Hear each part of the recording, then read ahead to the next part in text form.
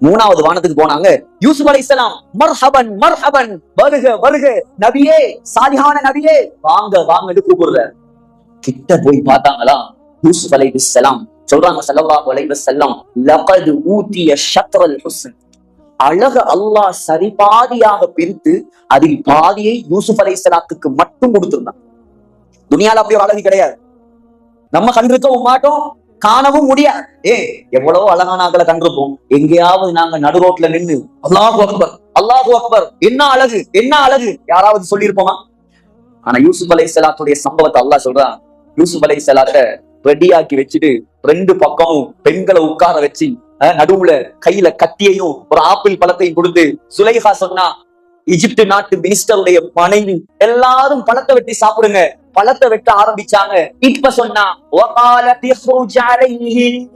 யூசுப் வெளியே வாருங்கள். யூசுப் அலைஹிஸ்ஸலாம் பெண்களுக்கு நடுவால் அப்படியே செல்கிறார். யூசுப் அலைஹிஸ்ஸலாத்தை பார்த்த பெண்கள், அல்லாஹ் சொல்கிறான், அவரை கண்ட பொழுது எல்லா பெண்களும் அல்லாஹு அக்பர் அல்லாஹு அக்பர் அல்லாஹு அக்பர் என்று தக்பீர் முழங்கி தங்களுடைய கைகளை வெட்டி கொண்டார்கள். சொன்னார்கள்,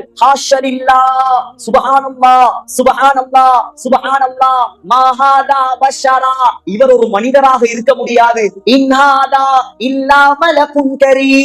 இவர் நிச்சயமாக வானத்திலிருந்து இறங்கிய மலக்காகத்தான் இருப்பார். ஒரு மனிதனால இவ்வளவு அழகா இருக்க முடியுமா? ஒரு மனிதனால இவ்வளவு அழகா இருக்க முடியுமா? இவர் மலக்கு, இவர் மனிதனே கிடையாது.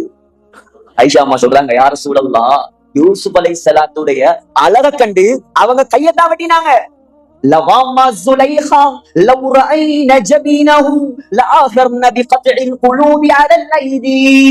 சுலைஹாவை படித்த அந்த பெண்கள் உங்களுடைய நெற்றி அழகை மாத்திரம் கண்டிருந்தால், முழுசா பார்க்க தேவை, நபியுடைய முழு அழகை பார்க்க தேவையில்லை, நெற்றி அழகை மாத்திரம் கண்டிருந்தால் கைகளை வெட்டி கொண்ட பெண்கள் இதயங்களை வெட்டி இருப்பார்.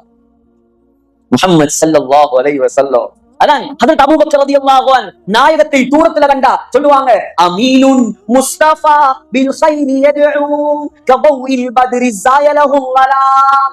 அமீன், நம்பிக்கையின் நட்சத்திரம் வருகிறார். எப்படி வார், யாரையும் ஏமாற்றியது கிடையாது. தன்னுடைய 63 ஆண்டு காலத்தில் உலகத்தில் யாரையும் ஏமாற்றாத தலைவர். இன்னைக்கு ஓட்டு போட்டா ஒரு சொல்லு, ஓட்டு போடலன்னா ஒரு சொல்லு, ஆட்சிக்கு வந்தா ஒரு சொல்லு, ஆட்சிக்கு வரலன்னா சொல்லு. தன்னுடைய வாழ்க்கையில் யாரையும் ஏமாற்றாத தலைவர் முஸ்தபா, அல்லாஹ்வால் தேர்ந்தெடுக்கப்பட்ட நபிகள் பெருந்தகை, மக்களை எல்லாம் அல்லாஹ்வின் பக்கம் அழைப்பு விடுக்கும் அழைப்பாளர் பெருந்தகை வருகிறார்.